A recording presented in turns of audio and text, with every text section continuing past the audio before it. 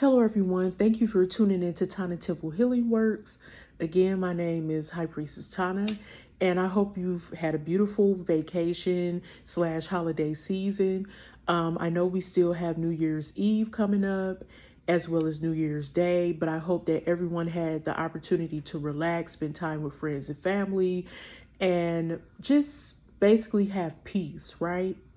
But I was picking up on a few things, and one thing specifically that stood out to me was maybe some people are feeling like they're not good at a certain thing or something that's traditional, like you didn't follow in the footsteps of maybe your other family members, or maybe it's something that's like a cultural thing. Like, for example, if you were supposed to learn like a specific dance or some type of rite of passage that's very common in your culture, or something, like you were supposed to master something, like rather if you were supposed to be like a psychic or a witch or a dancer, and it was like a spiritual meaning behind your dancing, or religious, like for example, if you're Hindu or something, you're supposed to learn certain hand movements and gestures and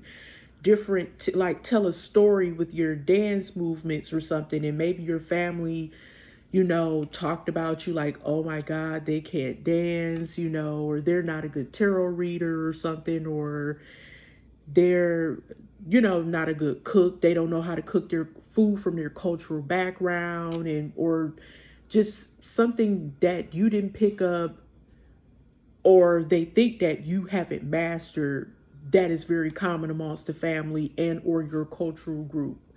For example, you may come from a family full of singers, and you may not be able to sing a tune, not one lick or not one lyric of a song, and without sounding like a cat or something. I'm just trying to make light of the situation, but they look at you funny with the side eye, like they can't do anything like that we can do, and it's a problem. Or you choose to deliberately not engage in certain cultural festivities or practices, if you will, and they may have an issue with that.